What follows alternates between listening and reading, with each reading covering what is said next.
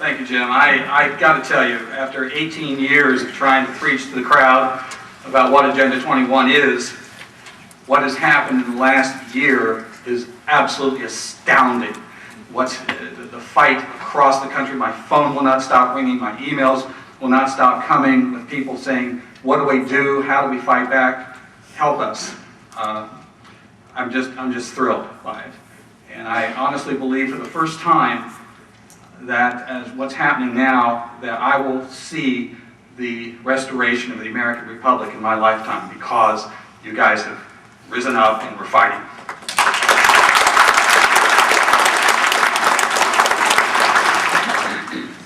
A supporter of mine recently wrote a letter to the editor of the Gazette-Journal in Gloucester, Virginia, explaining why he thought Agenda 21 was a threat to our freedoms. The editor of the paper deliberately held up printing that letter until he could write a rebuttal which would appear in the same edition. Here is some of what the editor wrote.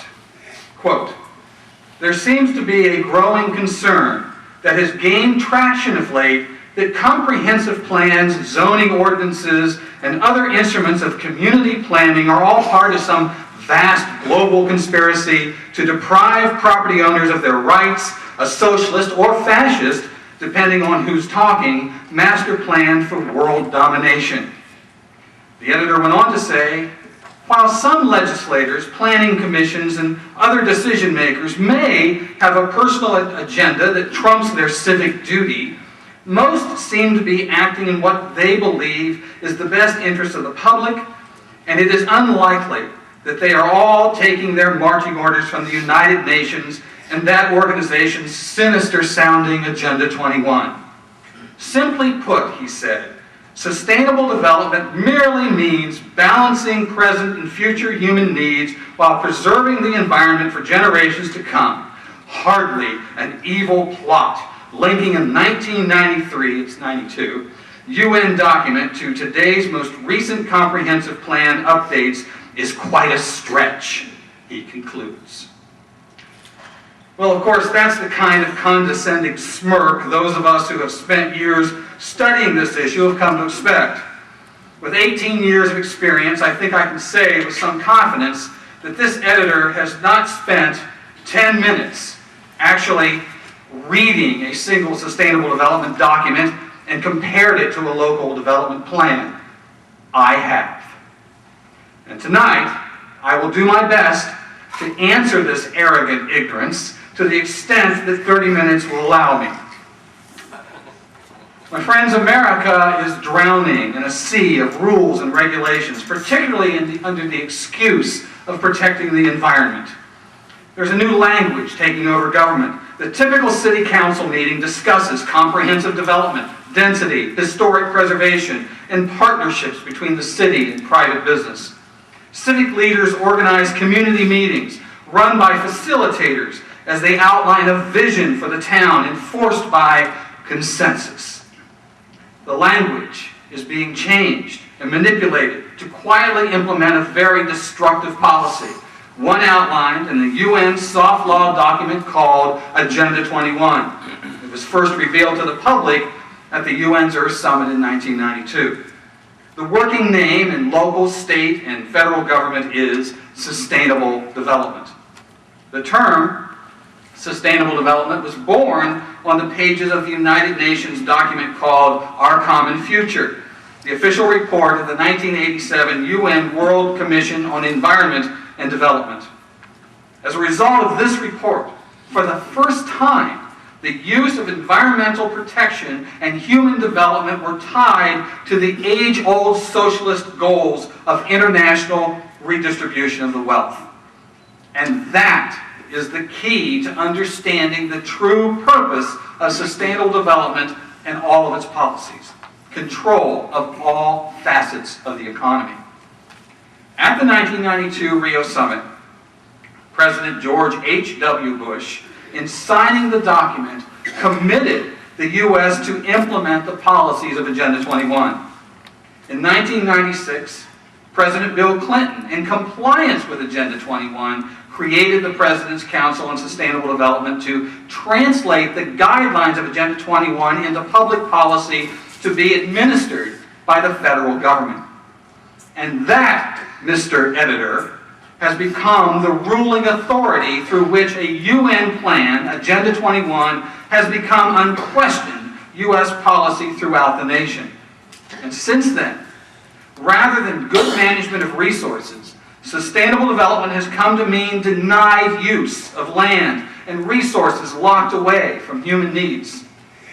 Moreover, it has become a code word for an entire economic and social agenda. This new political agenda is fast becoming a revolution, touching every aspect of our businesses, of our public education system, of our private property, of our families, and our individual lives. It is now the official policy of the United States, put in force by literally every agency of the federal government. It is the official policy of every state government and nearly every city, town, and community in the nation. Still, we are told by proponents that sustainable development is nothing more than good environmental stewardship and that it is all locally driven. To accept that is a serious and dangerous mistake. So what is sustainable development? Regardless of what local planning groups and newspaper editors tell you, the root of sustainable development is about a planned central economy and redistribution of the wealth on a local, state, national, and international level. The process by which it is implemented creates a matrix of locked away land or severe land use controls, control of energy and energy production, control of transportation, control of industry, control of food production, control of development, control of water availability, and control of population size and growth. Most of their policies and regulations are issued under the excuse of protecting the environment. This is the process through which America is being transformed. It is what your elected officials are really doing as they use terms like comprehensive development plans, energy audits, open space, and historic preservation. That is Agenda 21 and sustainable development. The Sustainable Development logo used in most literature on the subject contains 3 connecting circles. Each of them are labeled. One is labeled social equity. One is economic prosperity, and the third is ecological integrity. We call these the 3 E's. I will tell you straight out, if you fail to grasp the social equity aspect of sustainable development, then you simply have no grasp of this issue, period. Social equity is based on a demand for social justice. Social justice means one thing: redistribution of the wealth. Most recently, the theory of social justice has been used to justify government takeover of health care. Simply run a Google search for sustainable medicine, and you will find the basics for Obamacare. This is the root of it. And by the way, Karl Marx was the first to coin the phrase social justice. You need to know any more? Today, the phrase is used throughout sustainabilist literature. The sustainabilist system is based on the principle that individuals must give up selfish wants for the needs of the common good or the community. This is the same policy behind the push to eliminate our nation's borders, to allow the migration of those from other nations into the United States to share our individually created wealth and our taxpayer-paid government social programs. Borders, they say, stop the natural migration of the human race. National sovereignty, they say, is a social injustice. According to the sustainabilists, it is a social injustice for some to have prosperity and others to not. Under the sustainabilist system, private property is an evil that is used simply to create wealth for a few. So too is business ownership. Profits are made at the expense of the people. In short, social equity is a forced utopia with promises of health care for all, jobs for all, housing for all, and equality for all. So the reason the government refuses to secure our borders is because it is committed to imposing sustainable development. The reason Congress refused to listen to your pleas against centralized health care is because it is committed to sustainable development. The reason our local governments are imposing redevelopment and comprehensive development plans that include public housing projects, forced open space, and restrictions and controls on energy and water and population growth is because of the commitment to sustainable development. This is why we say sustainable development is at the root of literally all other issues we're fighting. And if you fail to understand that, you will not win. Economic prosperity. Sustainable development and its economic policy is based not on private enterprise and open markets, but on public-private partnerships or government-sanctioned monopolies. And I'll give you a whole lot more about public-private partnerships in a couple of minutes. Ecological integrity. To understand the power of the transformation of society under sustainable development, consider this quote from the UN's Biodiversity Treaty, which was also introduced at the 1992 Earth Summit. It said, quote, "Nature has an integral set of different values, cultural, spiritual, and material, where humans are one strand in nature's web and all living creatures are considered equal. Therefore, the natural way is the right way, and human activities should be molded along nature's rhythms." This quote lays down the ground rules for the entire sustainable development agenda. It says humans are nothing special, just one strand in the nature of things, or put another way, humans are simply a biological resource. Sustainablest policy is to oversee any issue in which man interacts with nature, which of course is literally everything. This is necessary, sustainabilists say, because humans only defile nature. In other words, sustainabilists view man as nothing more than a swarm of locusts which swoops down on nature and sucks it clean until there's nothing left. Nothing good comes from man, according to sustainabilist doctrine. And do you think you own or control your private property? Then consider this quote from the report of the 1976 UN's Habitat I conference, which said, quote, "Land cannot be treated as an ordinary asset, controlled by individuals and subject to the pressures and inefficiencies of the market. Private land ownership is also a principal instrument of accumulation and concentration of wealth, and therefore contributes to social injustice." End quote. The fact is, Agenda 21 is a blueprint to completely change our society to a top-down, planned central economy and a strange mix of socialism, fascism, and corporatism. To convince Americans to accept it required something that would get us all to sacrifice our natural rights voluntarily. How do you do that? Well, the answer was environmental Armageddon. You must sacrifice freedom to protect the planet. It's urgent, we're told. So the urgency is on. Global warming and climate change are feeding the hysteria. There's no time to consider things like individual concerns. Wants, needs, selfish, cries the sustainabilist. We must save the planet. Go green. Get out of your cars. Stop using energy. Sacrifice. Cut your carbon footprint or perish. And so, federal and state governments, working hand in hand with a horde of non-governmental organizations, private groups with personal political agendas, force passage of rules and regulations passed down to local communities.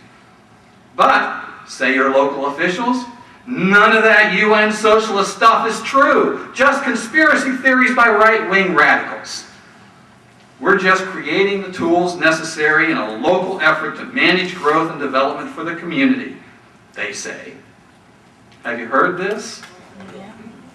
Then consider this quote from J. Gary Lawrence, a planner from the city of Seattle and an advisor to the President's Council for Sustainable Development. He said, quote, "Participating in a UN-advocated planning process would very likely bring out many who would actively work to defeat any elected official undertaking local Agenda 21.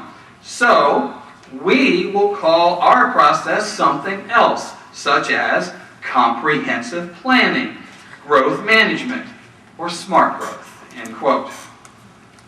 Local indeed. Sustainable development is the process by which America is being reorganized around the central principle of state collectivism using the environment as bait.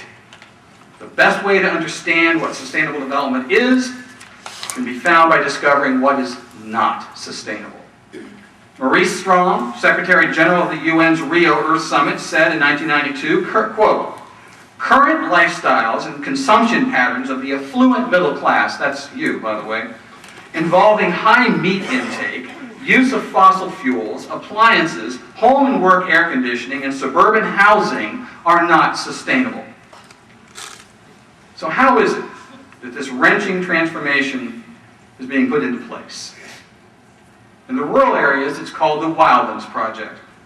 Today, it's part of the UN's Biodiversity Treaty, and it literally calls for the rewilding of 50% of all the land in every state back to the way it was before Christopher Columbus stepped foot here.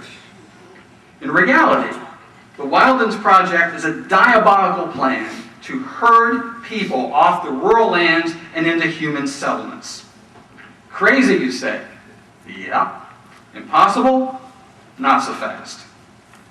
But how do you remove people from the land? One step at a time. Push livestock access to rivers back on ranches and farms. It becomes more difficult and more expensive to run the farm. Eventually, he goes out of business. Lock away natural resources by creating more national parks. It shuts down the mines, and they go out of business. Call every mosquito-infested swamp and occasional mud puddle a wetlands, and ban any development around it. Invent a spotted owl shortage and pretend it can't live in a forest where timber is cut. Shut off the forests. Then when no trees are cut, there's nothing to feed the mills, and then there are no jobs, and then they go out of business. The land where humans once roamed is abandoned. In the East, the land control device most preferred is the conservation easement. Farmers may be paid a sum of money and will get tax breaks for signing an easement that is stipulating that they will follow certain rules and won't sell it to developers. In many cases, they are also offered extra cash to sell their development rights, thus assuring they won't sell to developers. All is well for the farmer, so he thinks. In reality, what he has done is basically given his property away to an entity that controls the conservation easement.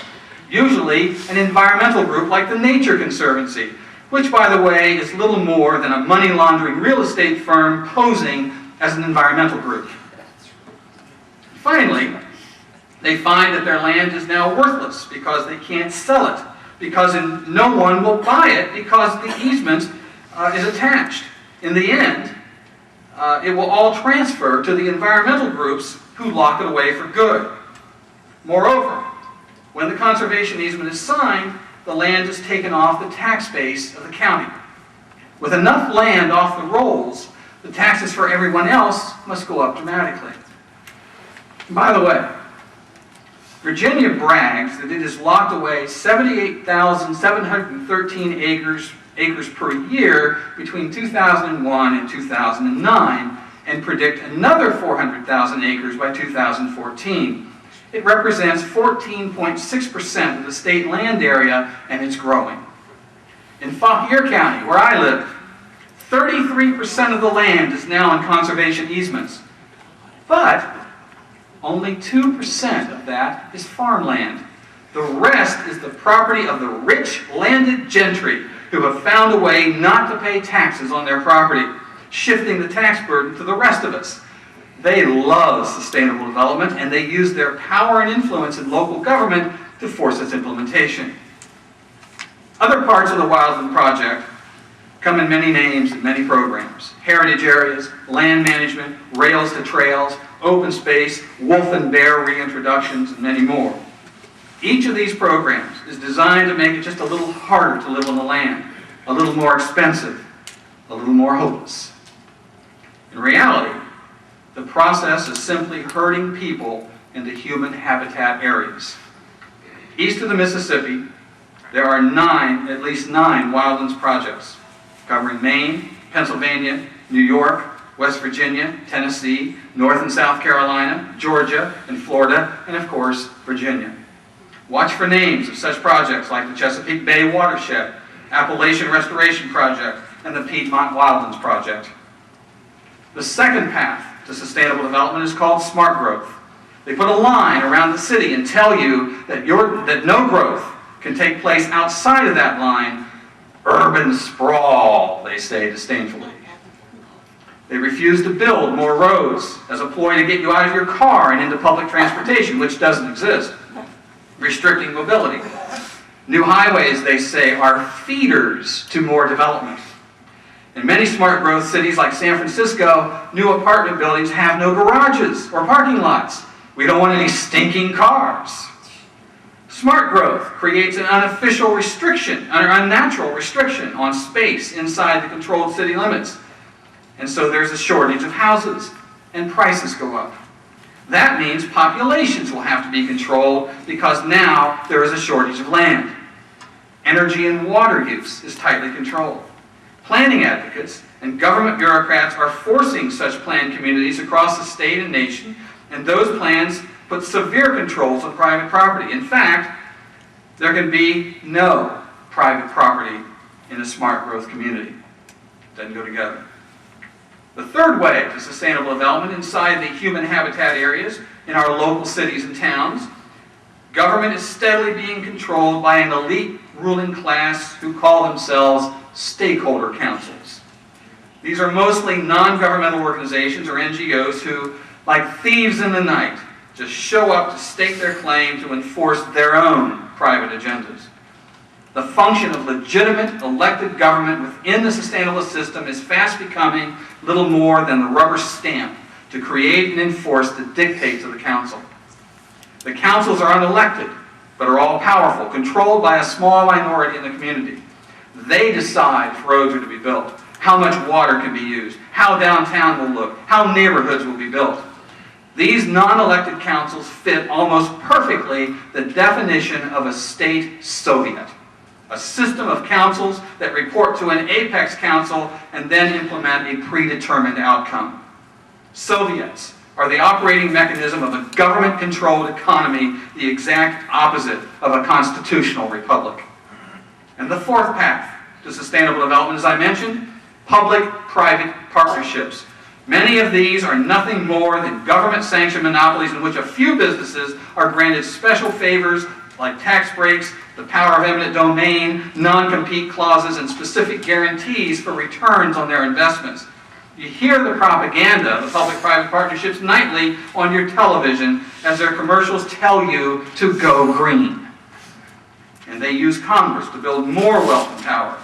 Such is the reality of the green industry. In fact, there would be no green industry if not for the billions of dollars of grant money shelled out to the partnerships to develop alternative energy schemes. But it's highly profitable for these industries that are taking the tax money through the public-private partnerships. What it is not is free enterprise. It is a Mussolini-type fascism that will only lead to tyranny, and it's all driven by the Agenda 21 blueprint of sustainable development. Truly, sustainable development is designed to change our way of life. Local mayors are a prime target of international forces, and here's how. In June of 2005, mayors from around the world were invited to attend the UN's World Environment Day conference in San Francisco. As part of their participation, the mayors were pressed to commit to specific legislation and policy goals by signing a slate of UN accords. Perhaps the most egregious item offered in the Urban Environmental Accords dealt with the topic of water.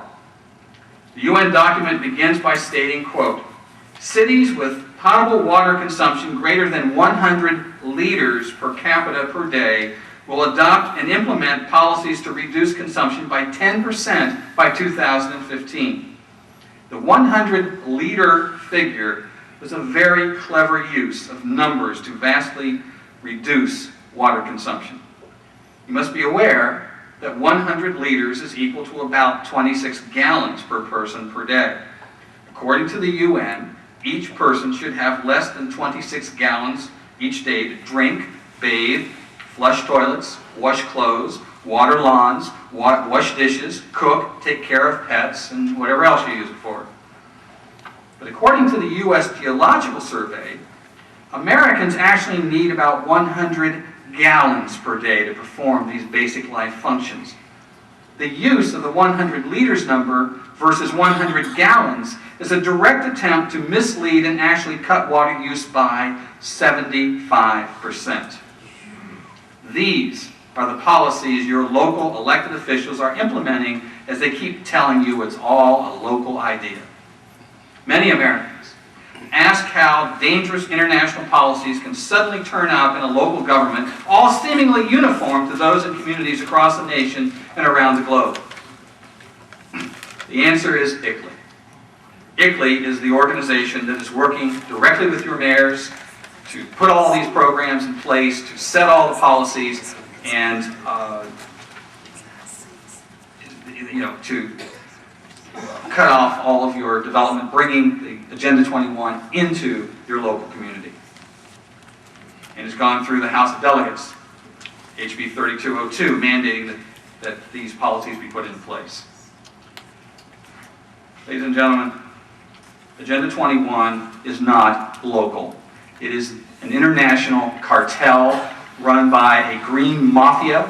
Your local and elected officials are in collusion with these.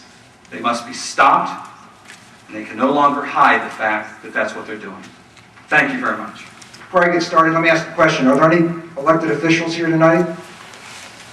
One in the back, okay. Welcome. How many Tea Party leaders are here tonight? Thank you. I want to make a comment about that. I had a citizen write me a letter. I get lots of letters. In fact, Tom, you're overloading my email system with your letters. I've just begun. We got 1,200 thank you letters yesterday. But one of the letters was actually written, it wasn't a form letter, and somebody wrote something that I found very profound. They said, our local officials are our last line of defense against what's happening in our country. So all of you that are running these tea parties right now, think about getting into office. I never had any interest in getting into office. In fact, I still have no interest in getting into office, but I'm here. I was an average guy living my life, which for a conservative republic means minding my business, paying my taxes, and obeying the law. And I got a phone call from my daughter. And she says, Dad, you got to see this master plan the county's come out with. And I took a look at this plan, and I see it has these egregious encroachments on private property rights and these egregious attempts to socially re-engineer our communities. And by the way, before I forget, I want to thank my wife, Joni, for being with me through all this. James, you stand up for just a second.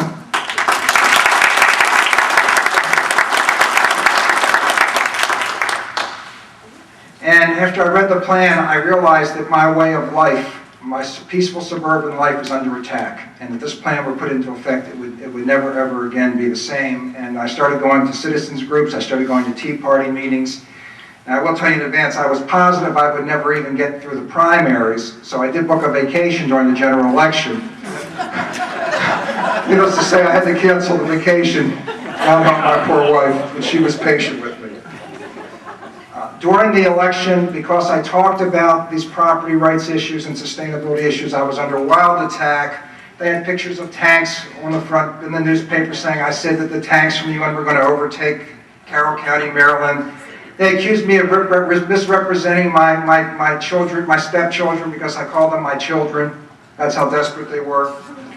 But another member of the Republican Party made me feel a lot better, because he said to me, Rich, you know what they said during World War II? The bomber pilots would tell you, you can tell when you're over the target because you start receiving incoming flak. And boy, we've been receiving it ever since. It hasn't stopped. They have me on the front page of this paper every couple of weeks for something else that I did that's perfectly legal. but it's a head knocker, and I'm going to get into some details in a second. And I've come to realize some very serious things since being in office for all of 4 months. And I realized one of the reasons our country is in so much trouble is because it's very hard to find people with enough experience and enough intelligence to run government correctly who are also dumb enough to run for office. But actually, I've said to Joni many times, I said, I feel like I'm a player in a grade B science fiction movie. You hear people like Tom talking about this, you say, this can't be true. And I want to assure you, this is no conspiracy theory. The things that Tom is talking about, they are facts. And I have a very lengthy presentation I can't give this evening, but what I am going to do this evening is give you a glimpse of what I'm going to say to the governor's staff tomorrow, and maybe you can give me some advice on the way out of it.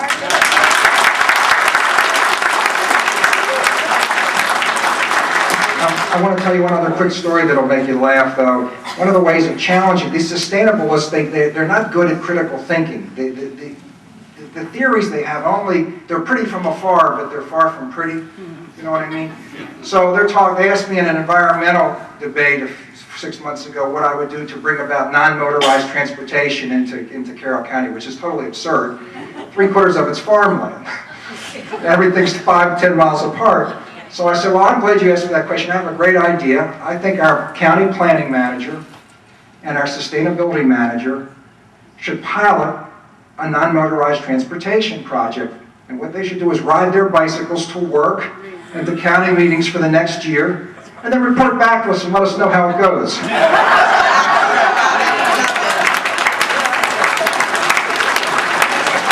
But the point is, most of the stuff that they propose, it doesn't hold up to critical thinking, critical examination. It's superficial drivel. And I'm going to show you some of the things right now. And I think we're going to go ahead and get on into this presentation so I don't run the clock out. I pondered for several hours about how to start this presentation for the governor's staff tomorrow, and I'm going to start with the oath of office. I will support the Constitution of the United States. And I will be faithful and bear the true allegiance I gotta keep my mouth faced towards this microphone, true allegiance to the Constitution. I think politicians all across the United States are taking this pledge and then forgetting about it. And you need to remind them that they took an oath to office. Next slide. And I'm gonna ask them, have you ever really thought about what this, I gotta rotate a little. Have you ever really thought about what this means? And when you took the oath, did you mean it? And are you prepared to stand, speak, and act to defend the Constitution? Next slide. But the real crux of the issue is the concept in the Constitution that is unalienable rights, because this is what Agenda 21 attacks. We hold these truths to be self-evident, that all men are created equal, that they are endowed by their Creator with certain unalienable rights, that among them are life, liberty, and property. Pursuit of happiness is in the Declaration, but in the Fifth Amendment of the Constitution it says property. And the 14th Amendment, nor shall any state deprive any person of life, liberty, or property without due process of law and just compensation. This is exactly what the Agenda 21 manifesto does. It attempts to rob people of due process and just compensation of their property. Next. Let's have a little fun for a second.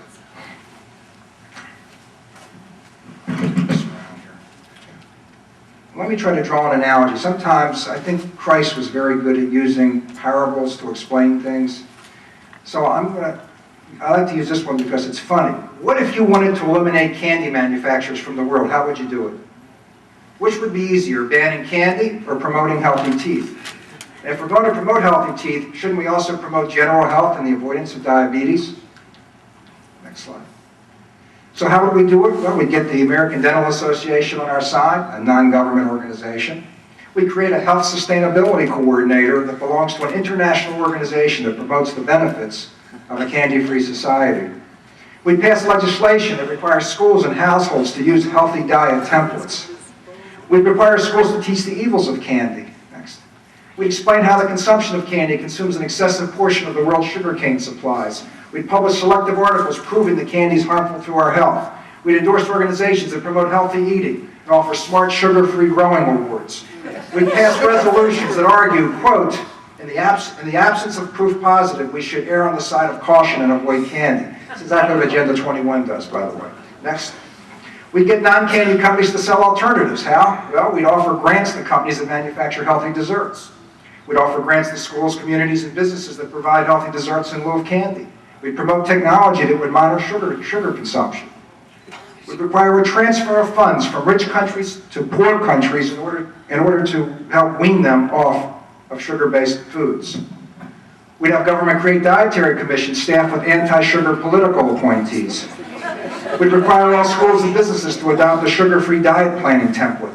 And we require all members of the Dietary Commission to be trained in proper diets, which of course are void of sugar. Now how would Al Gore and Michael Moore do it? Well, first they produced a movie about corruption at Hershey's Chocolate called Candy and Me.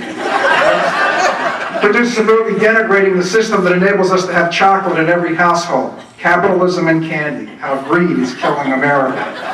And finally, we produced a movie on the evils of cavity, an inconvenient tooth.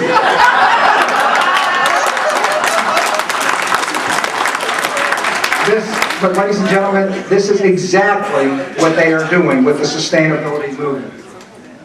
They would also create a false moral equivalency. If you do not support the banning of candy, you must be cold, callous, selfish, and in favor of harming children. They would declare the debate is over. Sugar must go. Blame the poor health of children worldwide on capitalism, the wasteful exporting of sugar, and wasteful sugar consumption habits of wealthy nations. Next. Okay, I had to compress this to fit in 30 minutes. I want to make some distinctions very clear to you. As citizen leaders that may run for office, you cannot walk into a city council meeting and start talking about Agenda 21. Or ICLEI, ICLEI. Everybody know what ICLEI is? International Council for Local Environmental Initiatives. It's an organization that promulgates Agenda 21 sustainability policy. If you do that, they will summarily conclude that you are out of your mind, that you are a whack job, and you will have no credibility. So you have to understand a very critical and subtle distinction. When the average citizen and average politician talks about sustainability, in their mind, they're talking about it with a small s. But the agenda that's being promulgated by government is sustainability with a capital S. And that is a socio-economic political movement that comes out of the United Nations, and not from their Department of the Environment, it comes out of the Department of Social and Economic Affairs. Next. Small s, the small s we can all embrace. It's from the Webster's Dictionary, able to last or continue for a long time. Next. The big S, thank you, Joe. Much easier. See that? I need a guy like that. The big S is directly from the United Nations Agenda 21. It was adopted by President Clinton, and it's promulgated by the ICLEI throughout the United States.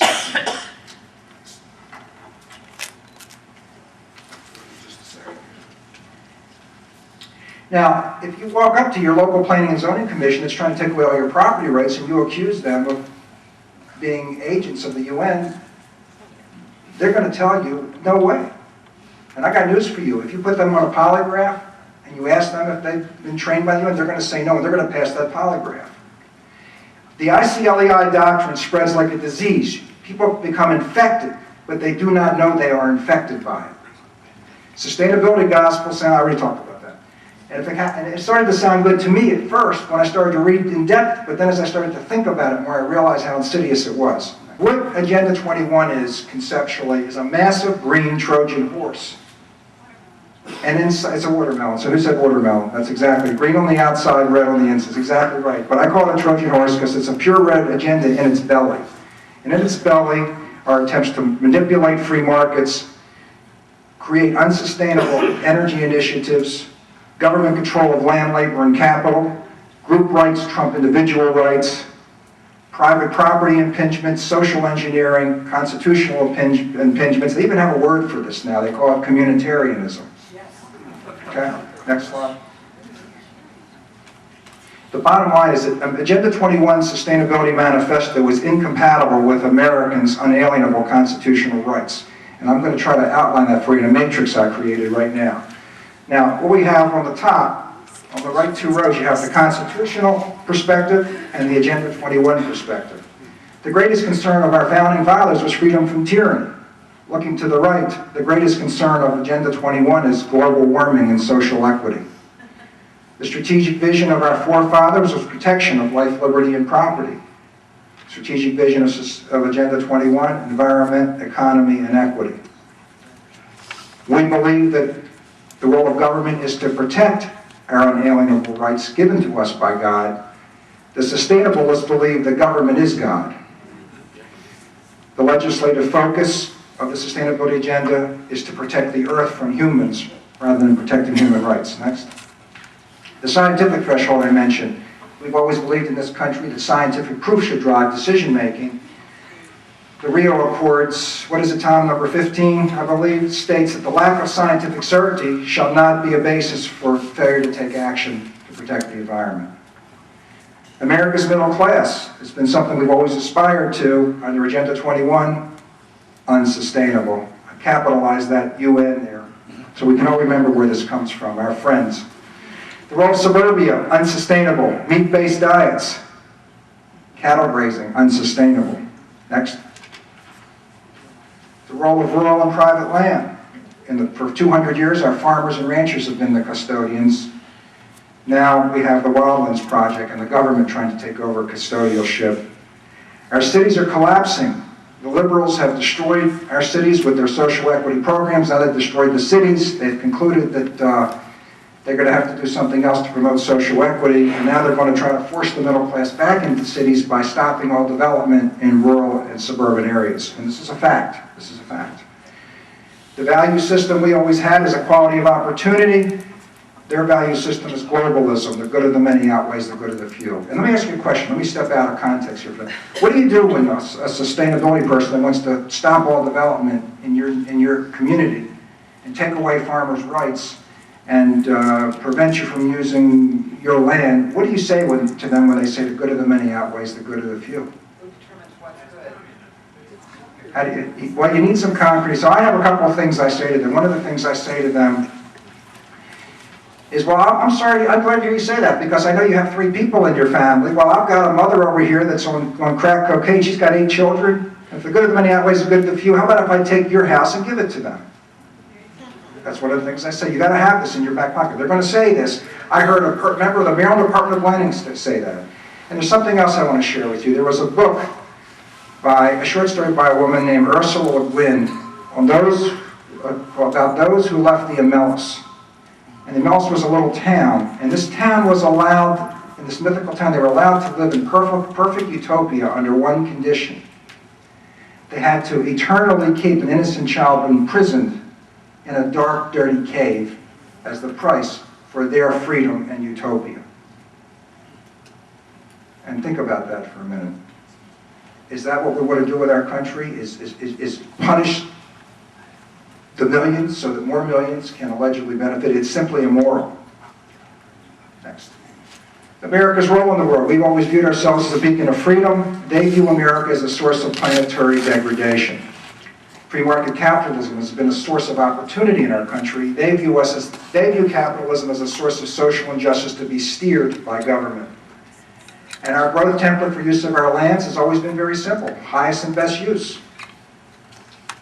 They have a smart growth template, new urbanism, where government will decide what land should be used for.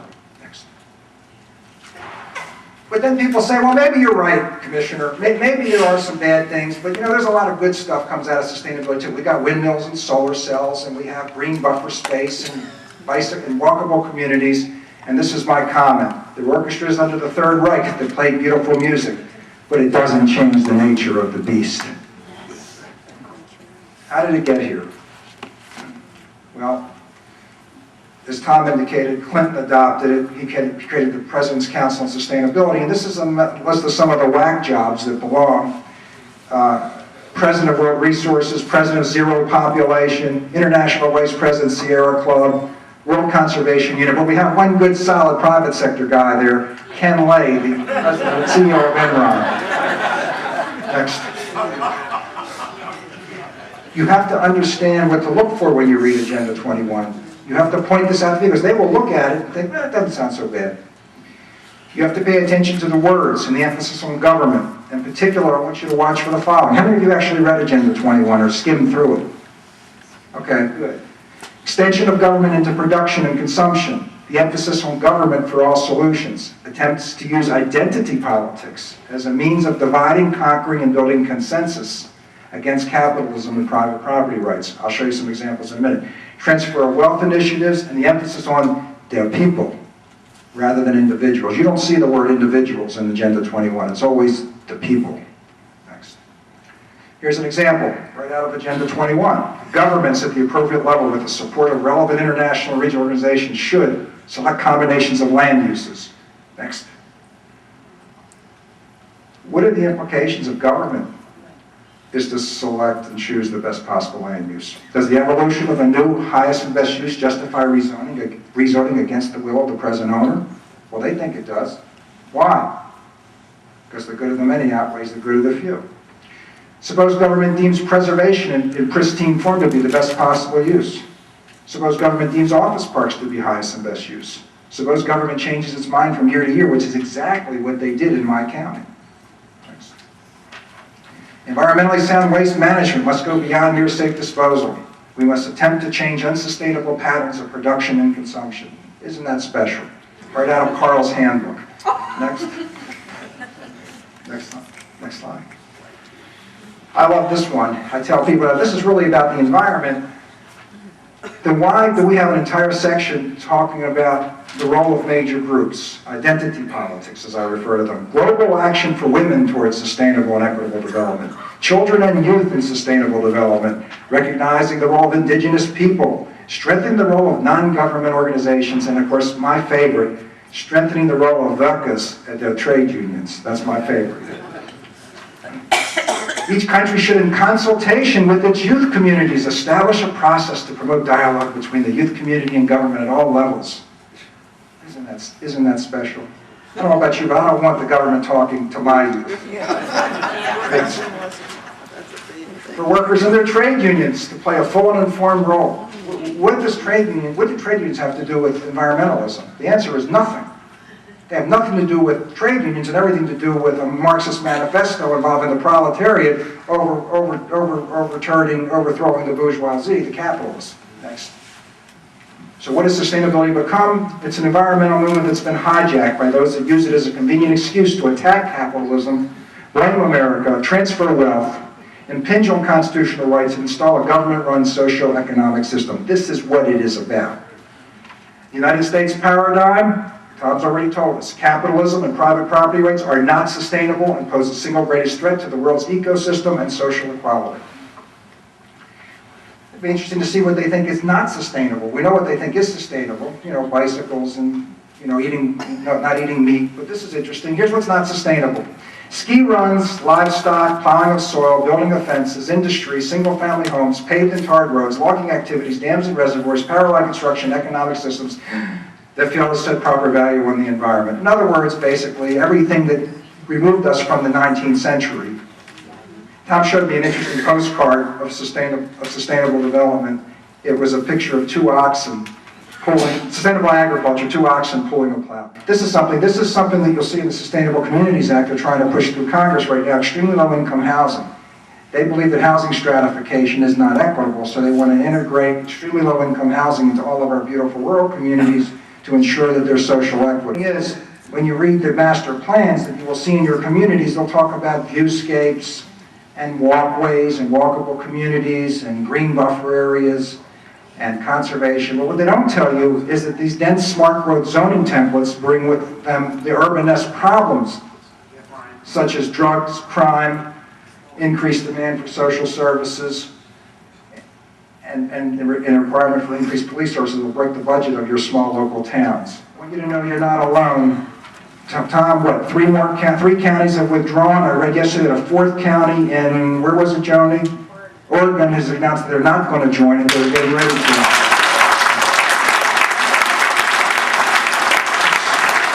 So thanks to people like Tom DeWeese, this movement is gaining traction. We've gotten over 1,200 letters yesterday from across the country. Next.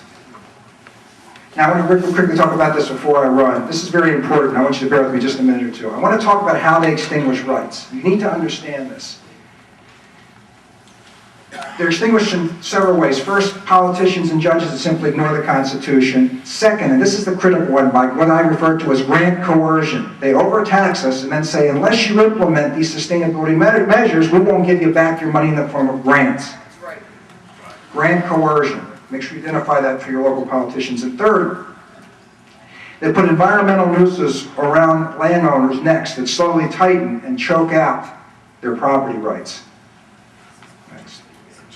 So what can you do? Say no to this agenda, rededicate your master plan to preserving constitutional property rights, deprogram your planning and zoning members, give them materials and books from people like Jim and Tom. Say no to sustainable communities initiatives, say no to grants that sacrifice sovereignty, and the most important thing, you tell your local legislators and county councilmen and commissioners, they better start speaking up and speaking out. Because I go to too many meetings where they sit on their hands and they don't say anything. And if they don't say anything, it doesn't matter what they believe, they become irrelevant. Thank you very much. Understanding what Agenda 21 really is, and it's social justice, communism, all down the line, taking our property rights away from us, along with social engineering. A lot of individuals that were speaking out. I know that the Tea Party is a big thing right now. I'm a local representative. I've been on the Board of Supervisors in Hanover for 28 years. And it's not easy as 1, 2, 3. The thing I see is, what I learned about things is, people don't come out to public hearings, public meetings. I know in Hanover the other night we had a budget hearing. Only 8 people showed up. 8. People from the Republic of Arlington, and we have probably gone down that path of Agenda 21 very, very far. And so it was very interesting to see how somebody has started to unravel that little scheme that they have. So it was a very informative evening. The most interesting thing is that it's a collaborative effort by the United Nations to basically take over the development of the world and downgrade the individual rights of the entire world, the whole population. And it's totally against the United States. I have to say the most interesting thing was how we as citizens can fight against Agenda 21 and educate other people, because at least I feel at a lot of these meetings it's kind of overwhelming. So I thought they did a really good job of explaining. I enjoyed the evening very much, and I think particularly I enjoyed Richard Rothschild. His epiphany, I guess, and his ability to activate was inspiring. Specifically enjoyed Mr. Rothschild. I thought he was terrific, and I am really curious on how this goes tomorrow with our representatives and with the government. Strategy for the small end of government to affect large government. That would be the most interesting.